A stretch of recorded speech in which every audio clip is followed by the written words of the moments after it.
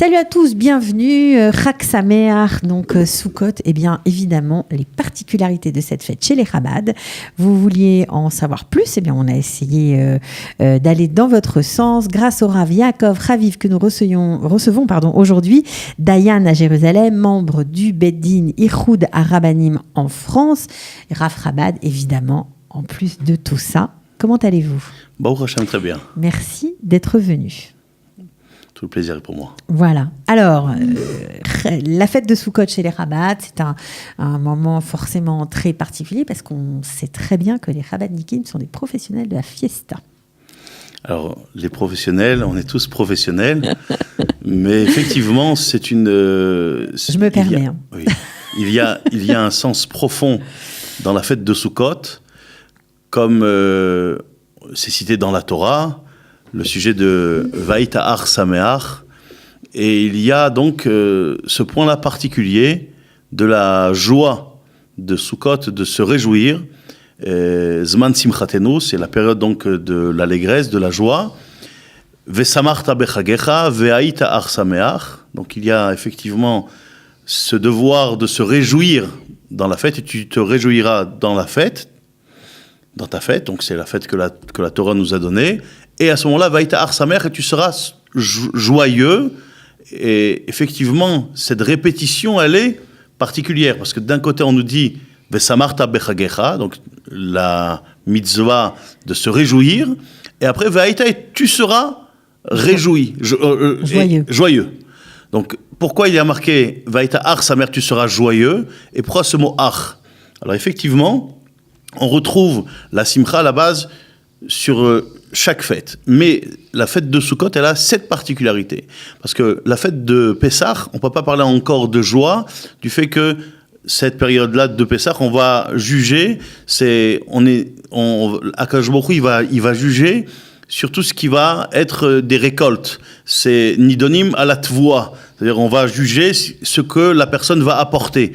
Donc, on ne sait pas encore si, au niveau de ses possibilités d'argent, il va avoir une année d'allégresse et de joie. Et de l'autre côté, la fête de Rosh Hashanah, on nous parle de ce jour où la personne, elle est jugée. Et Yom Kippour aussi, c'est Yom Hadin.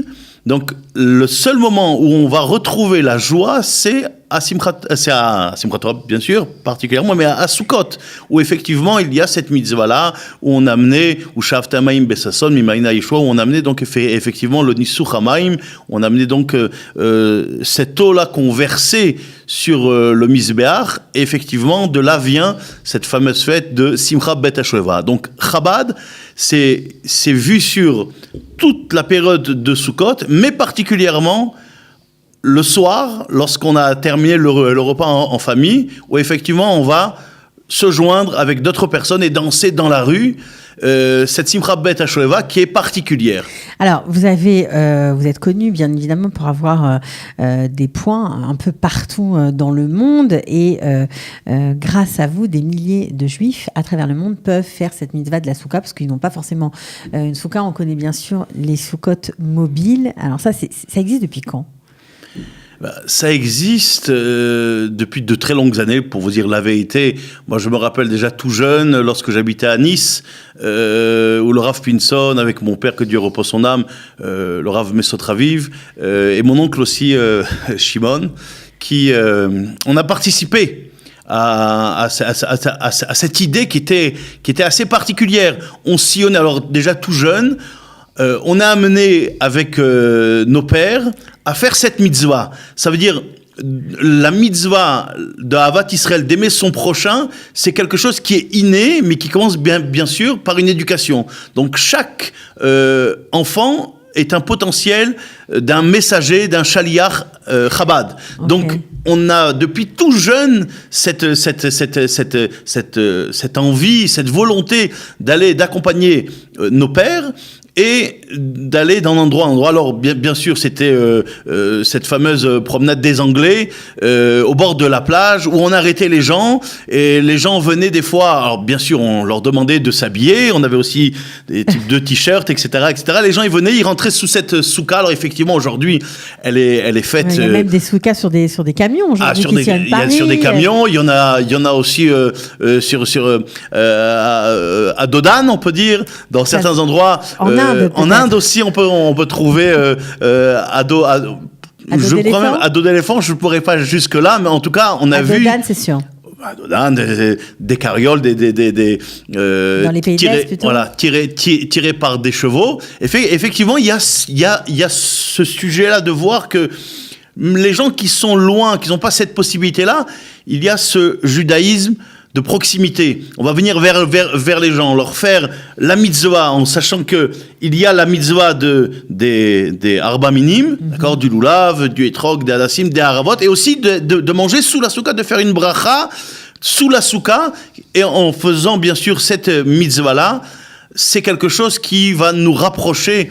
Et combien de gens qui sont revenus à la tchouva, qui sont revenus au judaïsme grâce à ce mivtsa, à cette mission-là qui a été bien sûr donnée par le rabbi de Lubavitch. Pour vous dire depuis quand ça existe, moi je suis de 75, je me rappelle depuis toujours que ça existe. Ok, alors ce qui est aussi particulier, donc vous parliez justement de la souka, de manger sous la souka, de faire une bracha sous la souka. Alors chez les Chabad, même boire doit se faire sous la souka. Mais par contre, on ne dort pas sous la souka.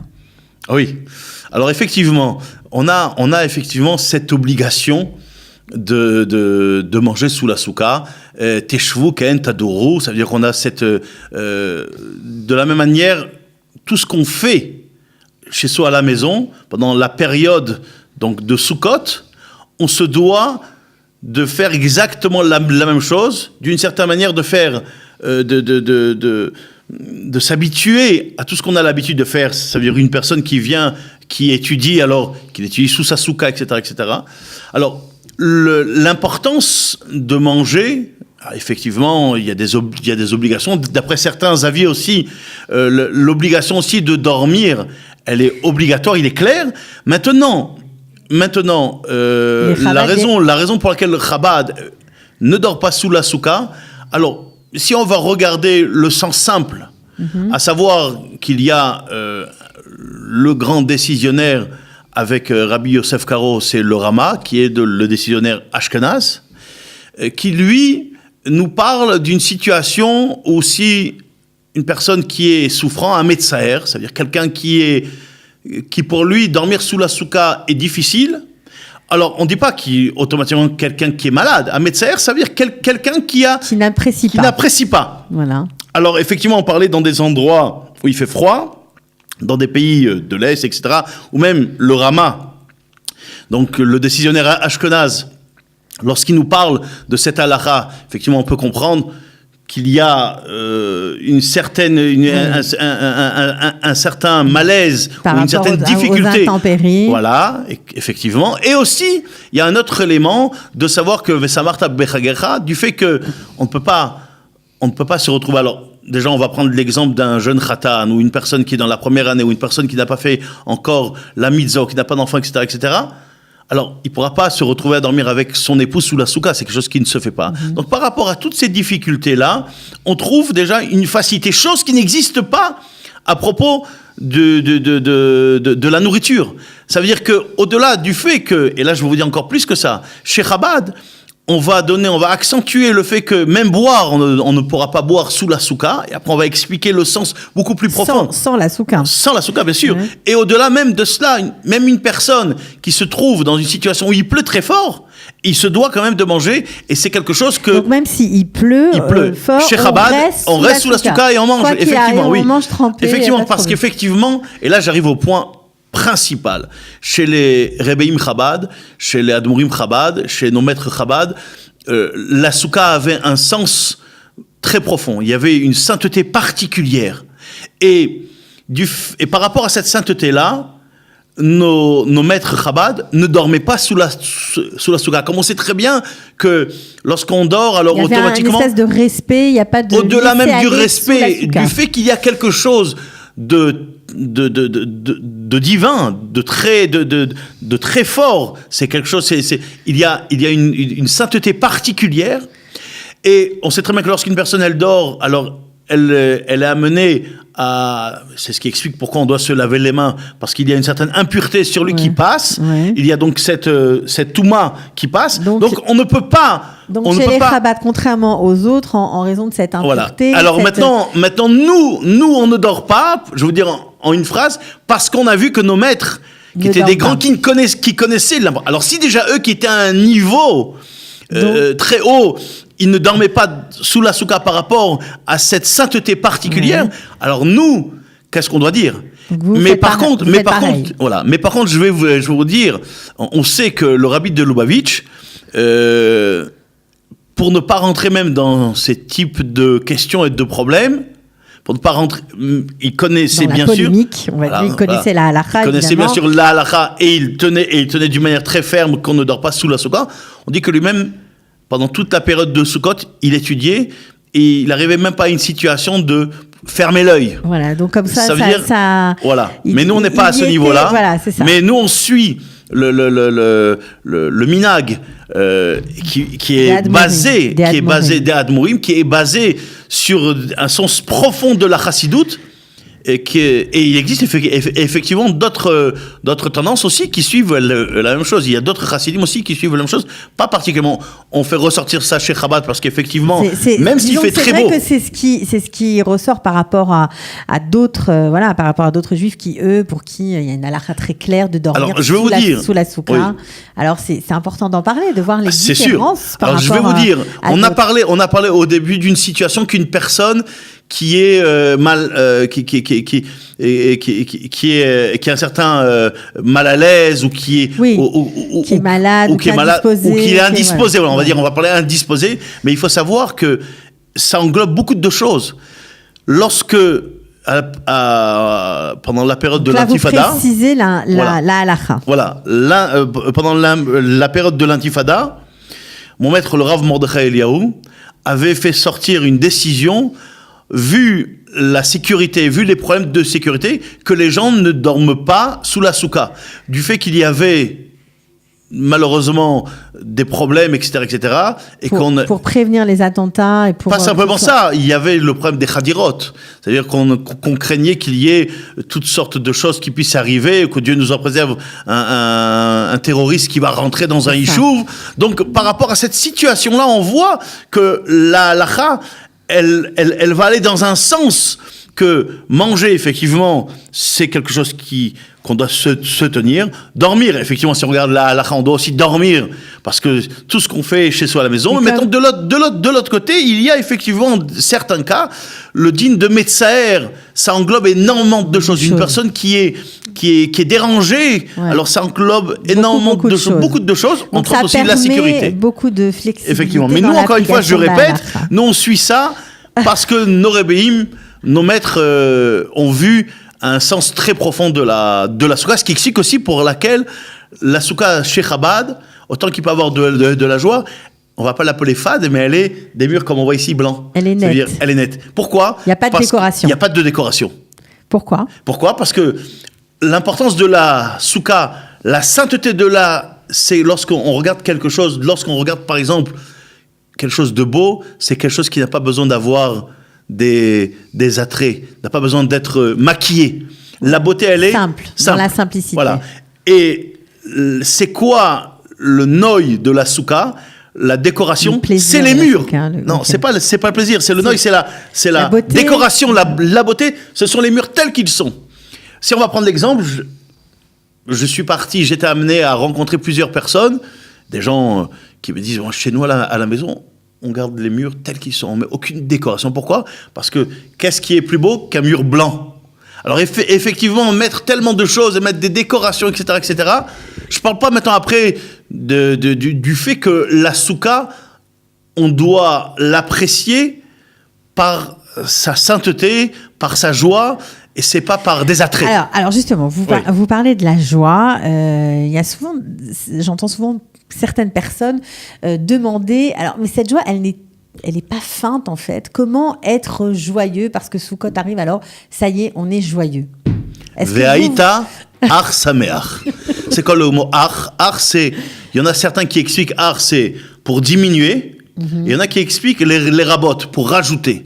Alors, il y a effectivement un Rabbeinu Bechaye. Vous avez des trucs. J'ai expliqué. Ouais, comme j'ai expliqué. Le Rabbeinu Bechaye, il dit Vaïta ar sameach, attention, il faut qu'elle le mette dans la joie. Parce que des fois, il peut avoir des excès. Une personne, elle est joyeuse, mais attention, il y a la halakha. On ne peut pas, comme on sait très bien la raison pour laquelle le Kohen ne monte pas à Birkat Kohanim, ne fait pas la bénédiction à Mincha, parce que on craint qu'il a peut-être bu dans son repas, et un Kohen qui monte et qui est ivre ou qui est saoul, il ne peut pas faire la bénédiction. Donc une personne, la même chose, une personne, elle est dans la joie, mais attention, il faut connaître les règles. On ne mélange pas. Les femmes, elles sont dans la Ezrat Nashim, elles accompagnent les hommes dans la Simcha, mais il ne faut pas qu'il y ait de mélange. Il faut que les lois de l'Halakha soient très strictes. On nous rapporte à propos de la Simcha Bet HaShoeva, Michelora Simchat Bet HaShoeva, Lora Simchat Meyamav. Celui qui n'a pas vu la joie de Simchat Bet HaShoeva. Et chez nous, chez Chabad, on dit celui qui n'a pas vu la Simchat Bet HaShoeva à Crown Heights, qui est le quartier principal de Chabad, n'a jamais vu aucune joie de sa vie. Alors effectivement, bien sûr, il faut préciser, c'est à New York. Et le rabbi effectivement a rentré, a demandé, il a même participé quelquefois. Bien sûr, d'une manière à ce qu'il puisse voir sans être vu, parce que c'est le rôle d'un tzaddik de ne pas se faire voir, etc. Et surtout chez Chabad, tout se faisait d'une manière cachée. Le rabbi restait, le rabbi donnait les ordres, mais il restait toujours un petit peu en retrait. Et effectivement, la simcha, la joie, elle était intense, toujours dans les règles de la halakha. Ça veut dire qu'il ne faut pas qu'il y ait, Dieu nous en préserve, des débordements. Et ça, c'est le Har Sameach. Alors, est-ce qu'il va y avoir une simcha spéciale pour ceux qui ont envie de justement participer à une simcha Chabad pendant Bet HaShoeva en Israël? Il y en a déjà à Jérusalem. Ok, où ça? Au Shikun Chabad. Ok, ça se trouve. Rehov Hana. D'accord. Effectivement, c'est organisé avec la mairie, c'est organisé avec toutes les instances. Tout le monde peut venir? Tout le monde. Tout le monde est là, que ce soit des gens de toute tendance, parce que quand on est dans la joie, il n'y a pas ici de différence de kippa ou de pensée. La joie, elle est pour être cette guédère. Pour être cette guédère, ça veut dire elle éclate les barrières. Exactement. Ok. Exactement. Donc tout le monde sera ensemble. On peut monter peut-être sur un site où il y a tous les oui, effectivement. Tous les endroits où on peut fêter. On peut fêter que ce soit aussi. Alors il existe effectivement, parce que je suis en contact avec tous les Shluchim Chabad, tous les Rabbanim Chabad, les émissaires Chabad francophones, que ce soit à Natania, que ce soit à Tel Aviv, que ce soit à Ashdod, à Ashkelon, effectivement où il y a des grandes communautés françaises, et là-bas effectivement il y a aussi une Simcha Bet HaShoeva Made in France. Ça veut dire que on est en Israël avec la joie d'Eretz Israël, et le rabbi nous dit attention, cette Simcha là, elle doit aller en se rajoutant. C'est-à-dire, il faut qu'on puisse arriver au niveau de Simchat Torah, parce qu'il faut voir un petit peu la fête d'une manière que Rosh Hashanah, c'est le jour où effectivement c'est le jour du jugement, d'accord, où il y a le shofar, alors il y a une préparation avant. Après, une fois qu'on nous a déjà amené à Kippour, où effectivement on va terminer le jugement. Alors, il y a toute cette festivité. Et là, on sort, le loulav représente quoi? Représente l'arme. Mm-hmm. L'arme qu'on a en main. Effectivement, on va passer cette période-là pour arriver à Simchat Torah. Et dans la coutume Chabad, cette Simcha-là, elle va aller jusqu'à Shabbat Bereshit. Ça veut dire, la joie de Shabbat Bereshit est encore plus intense. C'est le summum. C'est le summum qui va nous projeter, comme on a l'habitude de dire, Yaakov alach ledarko. Et Yaakov donc va suivre son chemin. Alors, c'est la simcha particulière de Sukkot qui va continuer sur Simchat Torah jusqu'au Shabbat Bereshit. Alors, on a dit qu'on pouvait bien sûr monter sur le site pour vérifier, ou on pouvait fêter avec vous. Mais la simcha commence par la maison. On commence déjà. Sûr. Voilà, la simcha de la maison, on l'amène à l'extérieur. Ok. Et est-ce qu'on peut avoir aussi une liste de différents sites dans le monde, puisque bien évidemment, on parlait des émissaires, on sait qu'il y a des émissaires dans le monde entier, même dans des endroits très reculés. Chabad.org. On trouve tout là-bas. Okay. On a la liste de tous les émissaires, on peut après prendre en contact. Il faut savoir qu'il existe dans chaque endroit, au-delà même, on a cette idée-là de kol dirfin. Toute personne qui veut venir manger, c'est pas simplement à Pessah. Je me rappelle depuis toujours, lorsqu'on passait les fêtes de Tishrei chez le Rabbi, chaque soukha, ou du moins il était noté, parce qu'on ne peut pas rentrer dans une soukha sans l'autorisation, on ne peut pas encore moins venir manger. Il y avait marqué soukha kol dirfin, tous ceux qui veulent venir. Alors il y avait bien sûr des gâteaux. Ça veut dire qu'on peut venir manger boire sans aucun problème, parce que automatiquement c'est la mitzvah, c'est une manière d'apporter cette simcha. Donc sur le site, ces soukhotes-là sont indiqués, les endroits. On n'a pas besoin de les indiquer, on sait très bien que. Il y en aura une. Il y en aura. Okay, il y en aura, et chaque shaliach, il se doit de le. Ok, alors j'aimerais juste finir sur un thème dont on n'a pas encore parlé, par rapport aux femmes. Y a-t-il une mitzvah d'utiliser, ou en tout cas de participer à la mitzvah du lulav? Alors, la mitzvah du lulav, elle est pour tout le monde. Elle est pour tout le monde, que ce soit homme, femme, enfant, comme la mitzvah de la simcha, elle est aussi pour les femmes. Il faut savoir aussi que la simcha bet ha-shoeva, ou la simcha, bien sûr, dans la tzniut. Alors, la mitzvah, effectivement, elle est. La question, elle est au niveau de la bracha. Alors, on a trouvé effectivement certains décisionnaires, on va citer aussi le Rav Ovadia Yosef, qui lui, pendant longtemps, il parlait de dire attention, les femmes, elles ne doivent pas faire la bénédiction du lulav. Et effectivement, on se retrouvait des fois même dans des situations où, lorsqu'on allait pour faire cette mitzvah-là, alors il faut savoir que toute la période des fêtes, le Shaliach Chabad, l'émissaire Chabad, le Rav Chabad ne chôme pas, il est à l'extérieur avec ses enfants pour taper porte à porte, pour aller dans les hôpitaux, pour aller dans les maisons de retraite, pour aller rencontrer n'importe quel juif, pour lui amener le lulav et faire la bracha. Alors effectivement, on se trouvait des fois dans des situations que certaines dames, ils disaient, ah non, moi mon rabbin, il m'a dit que on peut faire, alors il prenait le lulav, mais il faisait pas la bénédiction. Alors, le rabbi qui a écrit beaucoup de livres qui sont sortis, il y a un de ses premiers livres qui s'appelle le Sefer HaMinagim, c'est le livre des coutumes. Et là-bas, il nous parle de l'importance. Donc déjà, ce livre-là, il a été écrit avant même qu'il prenne le mouvement Chabad. Ça veut dire avant même qu'il devienne le rabbi, déjà, il préconisait, il parlait déjà de cette coutume-là d'amener les arba minim, donc les 4 espèces, à toute personne, homme et femme, pour qu'ils puissent faire la bénédiction. Est-ce qu'il faut faire la bracha ou pas? Est-ce qu'il faut faire la bracha ou pas?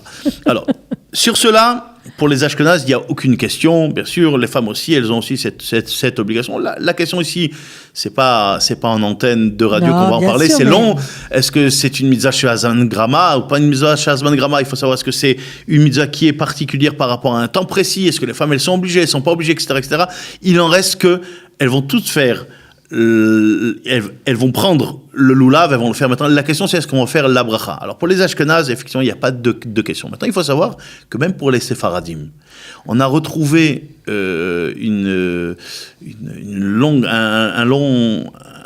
longue décision rabbinique, ce qu'on appelle un psak, une réponse de halakha du Chida. Le Chida Akadosh, le Saint Chida, qui effectivement, on parle il y a plus de 200 ans, où lui, il écrit dans son livre, Yosef Ometz, qu'effectivement, les femmes ont aussi, pas seulement la mitzvah, mais elles peuvent faire aussi la bracha du lulav et d'arba minim. À cela, on retrouve le Kaf HaChaim, Rabbi Yaakov Sofer, qui est un des grands décisionnaires séfarades, où il amène la coutume de Jérusalem que les femmes aussi faisaient la bracha sur le lulav. Le Rav Yitzhak Nissim, qui était le maître du Rav Mordechai Eliyahu, il écrit aussi dans son livre qu'il y a cette mitzvah aussi pour les femmes, et pas simplement pour les femmes, de faire la mitzvah, mais aussi de faire la bracha. Et on va terminer un décisionnaire contemporain, le Rav David Shlouch, qui était un grand, c'était le grand rabbin de Natania, c'est un grand décisionnaire séfarade. Lui, il écrit aussi dans son livre une longue réponse où il parle là-bas de la mitzvah particulière et de faire la bracha. Donc, si on va résumer, une femme qui n'a pas une coutume spécifique, ça veut dire si son mari ne lui interdit pas, une femme qu'on va rencontrer dans la rue, On peut lui proposer et faire la bracha, et il n'y a aucun problème, même si elle est séfarade. Ok, ben moi c'est clair, voilà, vous voyez, on est partie prenante dans cette mitzvah. Merci Rav Yaakov Haviv de nous avoir parlé, de ces Chabad Nikim comme on dit, et de ces émissaires qui rendent beaucoup de services au Ham Israël, faut bien le dire. Lorsqu'on voyage, c'est quand même bien pratique, donc on peut même voyager pendant les fêtes, ce n'est pas un problème aujourd'hui. Alors grâce à vous. Merci. Alors, on a parlé des hommes, des femmes, mais on a oublié les enfants. On n'a pas parlé des enfants. Ah oui, mais les enfants. Alors, les enfants... Les enfants, c'est les rois de Simchat Torah, on va dire. Alors, c'est les rois de Simchat Torah. Effectivement, il y a ce qu'on appelle Birkat Abanim. C'est la possibilité que chaque enfant du bébé... Ils montent tous à la Torah. Ils montent tous à la Torah. Et on les appelle, ils sont là, et on leur lance des bonbons. Parce que sous le talit, ils sont là, ils reçoivent les bonbons. Alors, attention, on parle maintenant des bonbons.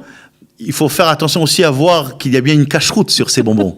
Mais ça sera un sujet qu'on parlera à une autre occasion, sur l'importance, parce que d'une certaine manière, on veut faire plaisir, on veut faire une mitzvah, mais il ne faut pas que ce soit une mitzvah qui amène après à une avéra. Dieu nous en préserve. Donc les bonbons, il faut qu'il y ait dessus une cache-route, ne pas se baser simplement sur les listes. Non, mais c'est surtout, il faut faire attention qu'il y ait une cache-route, parce qu'il y a une différence entre un paquet Haribo, par exemple, qu'il y a une cache-route dessus, et un paquet qui est noté sur une liste, cachère et tout ça, parce qu'il y a des éléments qu'on parlera une autre occasion. Je sais qu'on peut parler de plein de sujets avec vous, mais effectivement. Malheureusement, on ne peut pas tout faire En tout cas, pour les enfants, c'est leur moment de joie. Vesamarta vechagecha vehaïta ar sameach, et explique le Sfat Emet, c'est de rajouter dans la joie, c'est une joie qui est pour être cette guéder, qui n'a pas de limite. Alors, bonne fête de Simchat Torah à tous, bonne fête de Sukkot, à bientôt, et merci d'être venus encore une fois. Chag Sameach, ciao.